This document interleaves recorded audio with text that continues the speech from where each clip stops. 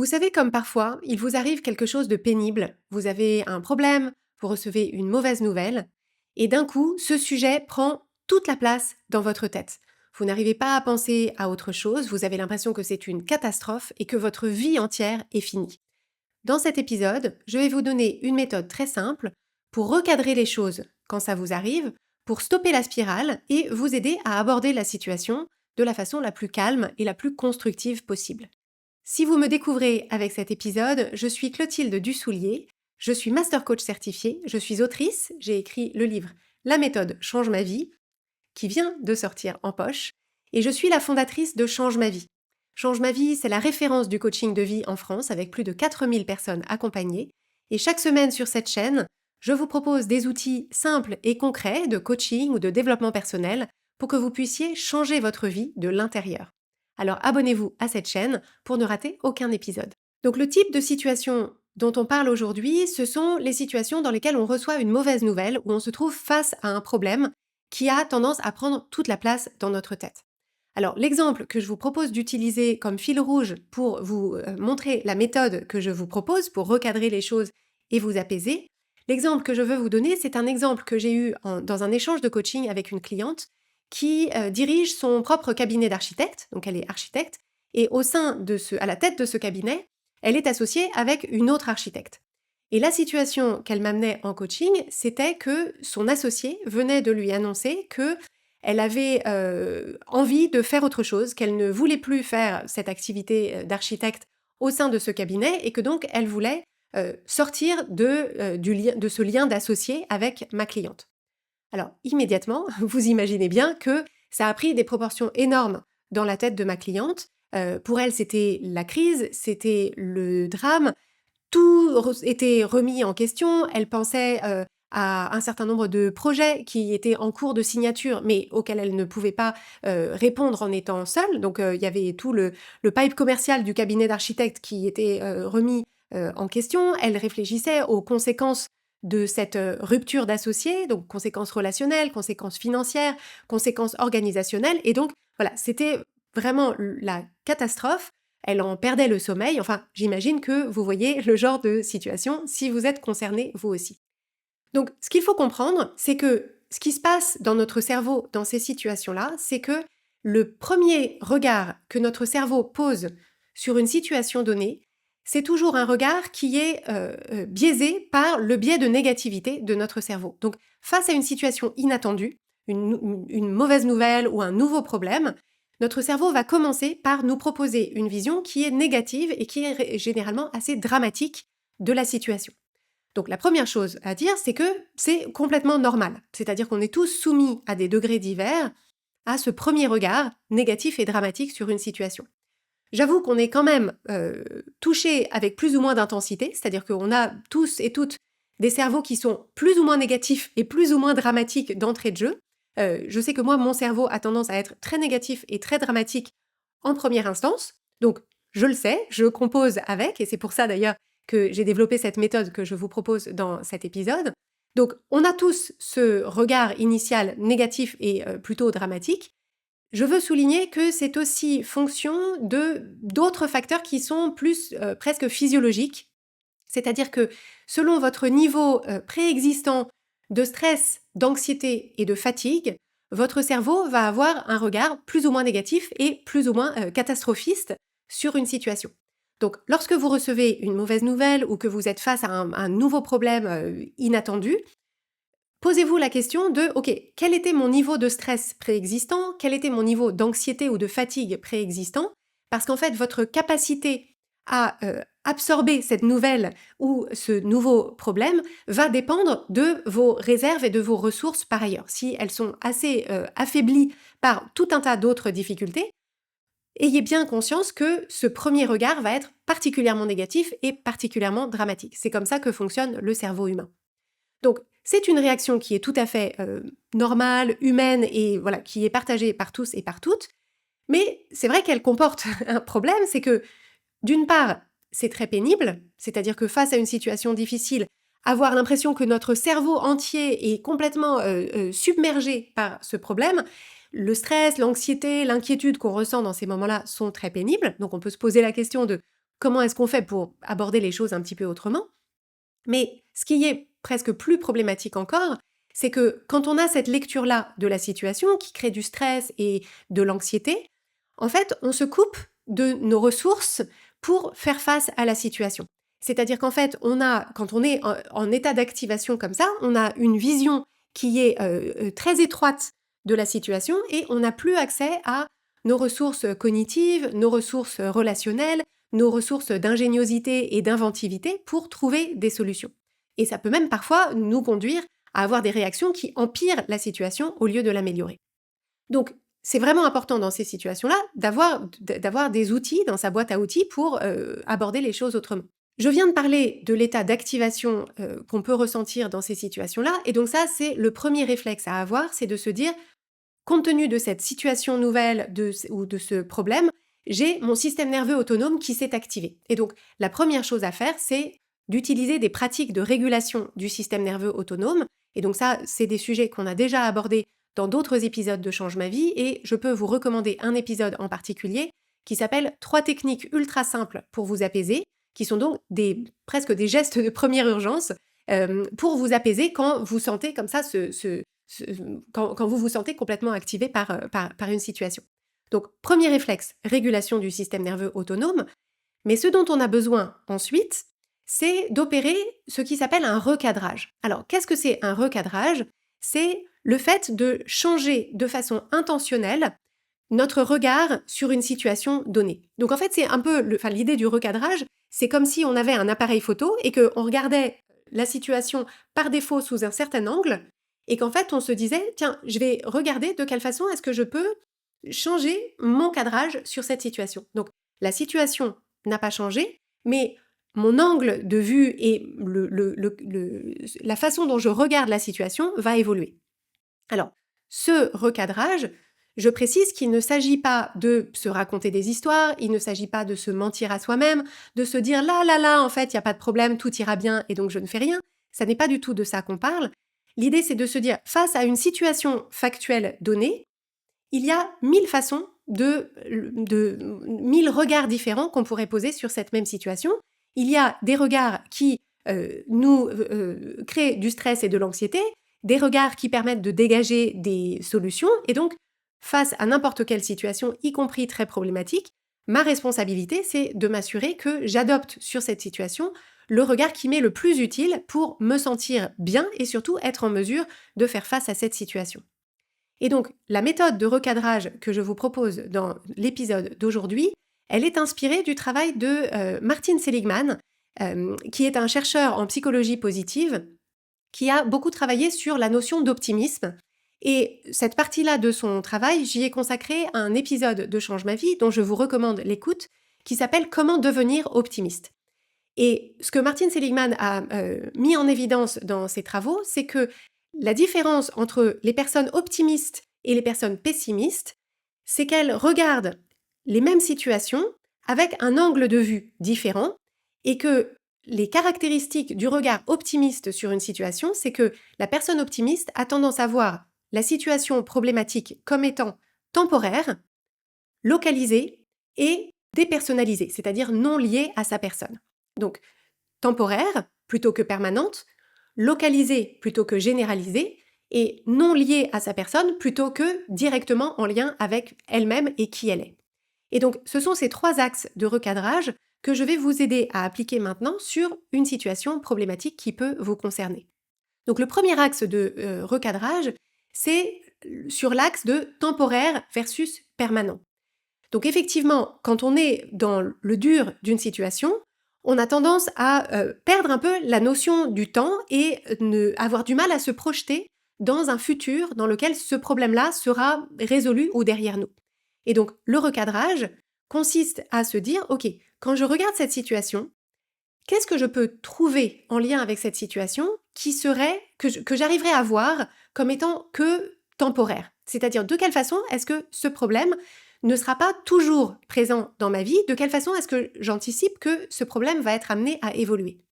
Donc, si on reprend l'exemple de ma cliente, face à cette situation de discussion avec son associé qui souhaite sortir de l'association et ne plus travailler au sein de ce cabinet d'architecte, eh bien, ma cliente, sans trop de difficultés, a pu se dire, eh bien, effectivement, je vois que là, je suis dans le cœur de la difficulté parce que toutes les discussions compliquées, je ne les ai pas encore eues, elles sont devant moi, mais je vois bien que d'ici quelques semaines ou d'ici quelques mois, on aura trouvé un terrain d'entente, quel qu'il soit. On aura trouvé un terrain d'entente, on aura fait évoluer l'organisation, j'aurai eu le temps de me remettre un petit peu du choc. Et donc, l'enjeu, là, pour ma cliente, c'était de se dire, je vois bien que là, tout de suite, ma difficulté, je la ressens comme étant très aiguë, mais consciemment, rationnellement, je sais que ce degré de difficulté ne durera pas toujours et que ça va évoluer et que probablement d'ici 6 mois, 1 an, je regarderai en arrière en me souvenant conceptuellement de la difficulté que c'était, mais je sais qu'elle sera derrière moi.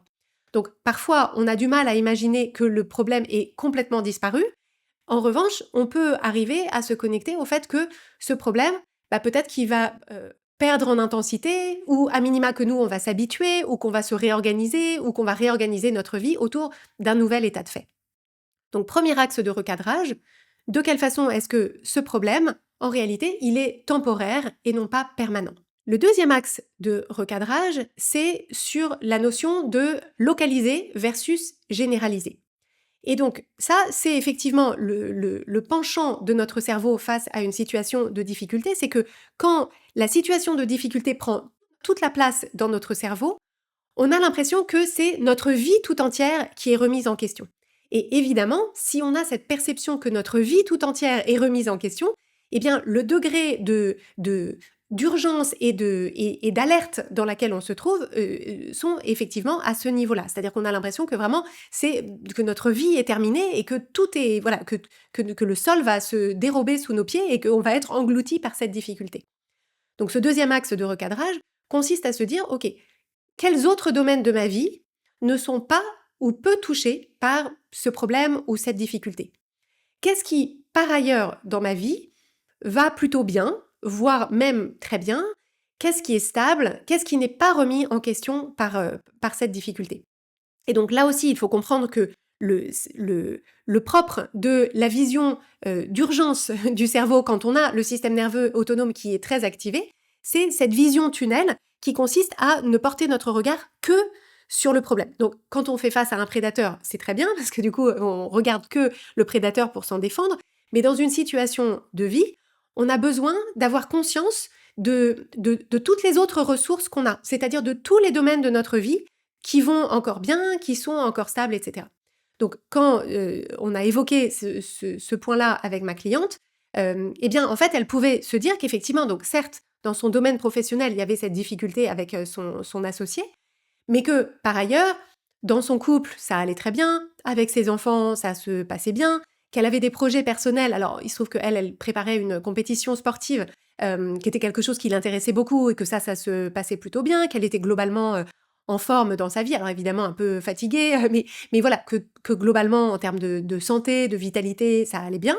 Donc ça, déjà, ça permet un peu de se dire, OK, il y a ce problème-là, mais il y a aussi ces autres choses qui n'ont pas bougé, qui n'ont pas changé et dans lesquelles je suis bien.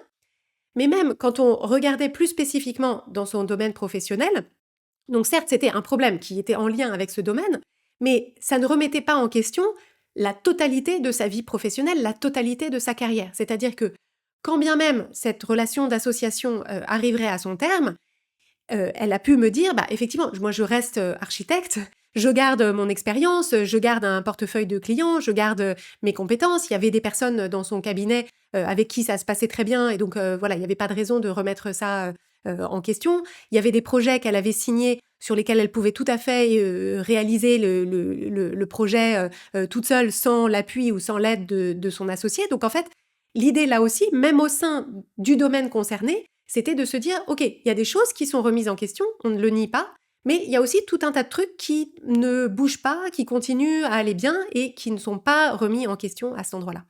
Donc c'est vraiment cette idée de se dire, si j'ai l'impression que toute ma vie est concernée, que c'est un problème qui est généralisé dans ma vie, je vais avoir beaucoup de mal à me sentir apaisée et à mobiliser des ressources.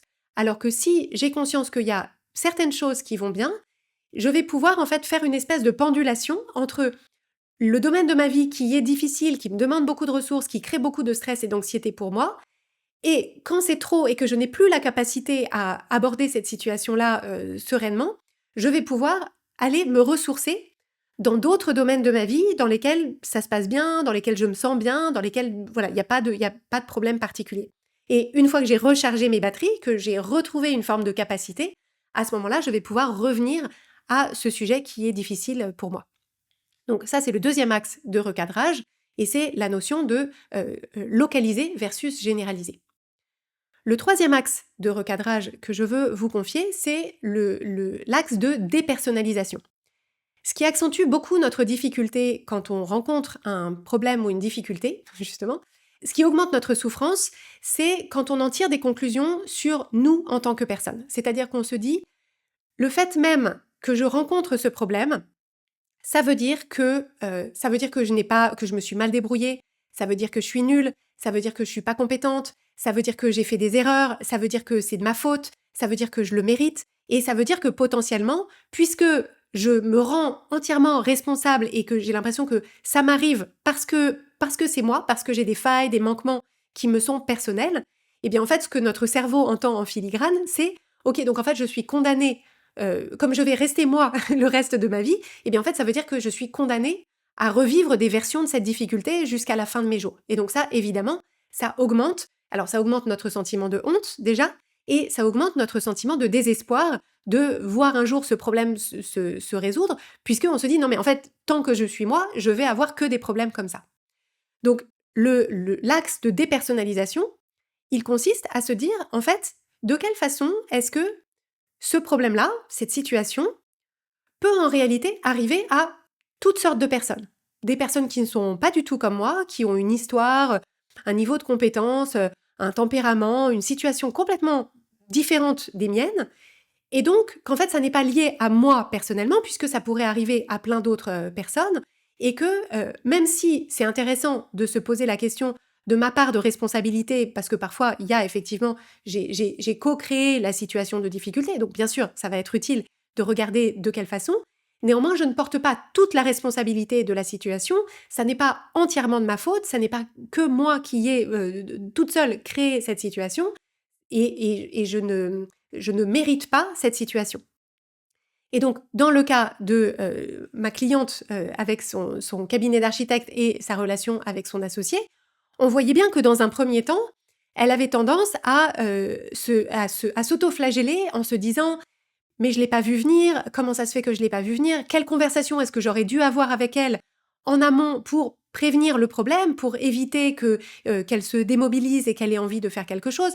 Est-ce que c'est moi, en tant qu'associé, qui n'ai pas fait les choses comme il fallait, est-ce que j'ai été trop flexible, est-ce que j'ai été pas assez flexible, est-ce que j'ai fait des erreurs, est-ce que c'est impossible de travailler avec moi, etc. » Donc il y avait beaucoup cet angle de difficulté qui était que elle se rendait entièrement responsable de ce qui se produisait. Et en fait, en prenant un petit peu de recul sur la situation, on a pu voir que en réalité, son associé, en fait, c'était très majoritairement son histoire personnelle, son chemin de réflexion personnelle sur ses aspirations en termes de carrière, en termes de rythme de vie, d'équilibre. Il se trouve qu'elle rencontrait des difficultés dans sa vie personnelle qui faisaient que ça devenait compliqué de concilier les deux et qu'elle n'en pouvait plus, etc. Donc ça ne veut pas dire que dans la relation, il n'y avait pas des choses à améliorer et que sans doute, il y aurait une communication à avoir sur OK, qu'est-ce qui a manqué, qu'est-ce qu'on pourrait faire, comment est-ce qu'on peut réparer les choses à ce stade, etc. Peut-être que la situation n'est pas entièrement fermée, mais en tout cas, ma cliente ne portait pas l'entière, c'est-à-dire c'était pas de son fait que l'autre personne voulait sortir de la relation. Et ça, en fait, le fait de se dire OK, c'est pas que moi, je ne suis pas entièrement responsable et fautive dans cette situation, ça permet là aussi beaucoup d'apaiser les choses.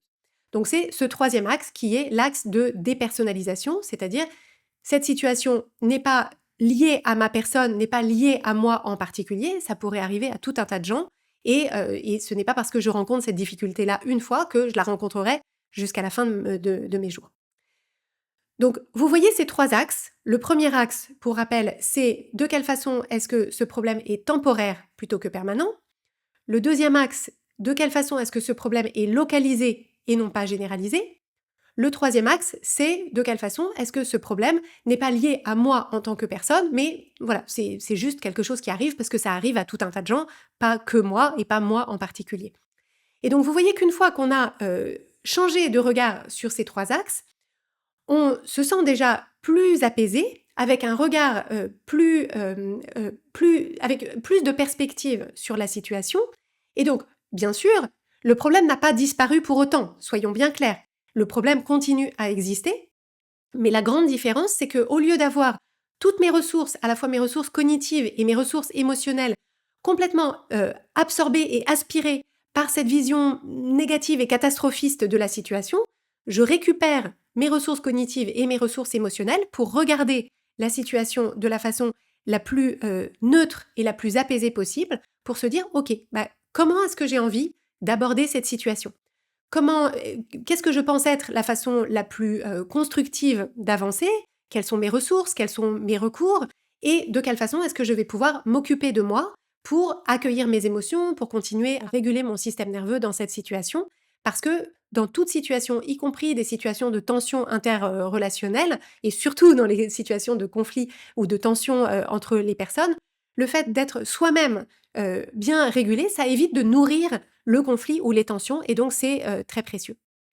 Alors, si en m'entendant évoquer ces trois axes, vous vous dites « oui, mais moi », c'est-à-dire si vous vous dites « non, mais en fait, Clotilde, c'est bien joli son histoire, voilà, pour les trucs de pacte d'associés et tout, très bien, mais moi, ma situation, c'est tout autre chose et c'est absolument impossible pour moi de changer de regard sur la situation. Mon regard négatif et dramatique, c'est parce que c'est une situation négative et dramatique. » Alors, si c'est le cas, je le comprends très bien et je veux vous apporter deux éléments.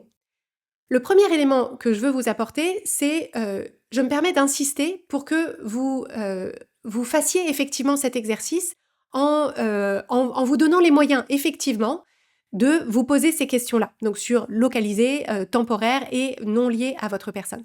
Vous pouvez éventuellement faire appel à un ami ou une amie qui pourrait vous aider à questionner votre regard et peut-être vous apporter un regard extérieur qui est beaucoup moins dans la situation, par définition, que vous, pour vous aider à voir de quelle façon est-ce que vous pourriez changer un petit peu de regard. C'est évidemment ce qu'on peut faire en coaching aussi, mais vous pouvez aussi le faire avec un ami à qui vous aurez confié cet épisode. Donc ça, c'est la première chose. Et ce que je veux vous transmettre, c'est que le fait que vous éprouviez de la résistance à changer votre regard sur cette situation, que vous vous sentiez très attaché à votre vision initiale de la situation, c'est normal. C'est-à-dire, c'est le propre du cerveau que d'être très attaché à sa vision par défaut de la situation. Donc le fait d'avoir une résistance, ça ne veut pas dire que cette vision-là de la situation, elle est vraie et que c'est la seule possible. C'est simplement que votre cerveau fait reposer votre sentiment de sécurité sur cette vision-là de la situation. Et ça veut sans doute dire qu'il faut que vous avez besoin d'utiliser un peu plus de pratiques de régulation de votre système nerveux pour pouvoir faire redescendre cet état d'activation et vous créer cet espace pour regarder la situation avec plus de perspective et pouvoir jouer avec différents regards. Donc ça, c'était la première chose que je voulais vous dire. Si vous vous dites « oui, mais moi, non mais tu comprends pas, moi c'est complètement différent ». Donc ça, c'est la première chose.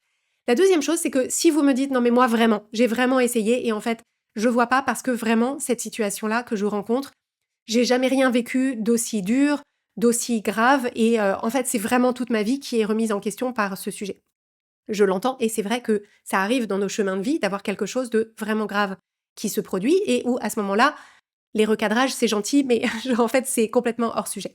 Donc si c'est le cas, je veux vous recommander l'écoute d'un épisode que j'ai enregistré il y a quelques années maintenant qui s'appelle « Quelque chose de grave » et qui parlait justement de comment est-ce qu'on fait quand, face à une situation, les outils de développement personnel ou de prise de perspective, en fait, on se dit « non mais là, en fait, ça ne s'applique pas à ça ». Et donc, j'ai des clés dans cet épisode qui s'appelle donc « Quelque chose de grave ». Je vous mettrai le lien ainsi que les autres liens d'épisodes que je vous ai mentionnés dans celui-ci. Je vous mettrai dans les notes de l'épisode. Et dans cet épisode « Quelque chose de grave », je vous donne des clés pour justement vous accompagner dans une situation qui vous paraît échapper à toute forme de recadrage ou d'accueil de la difficulté.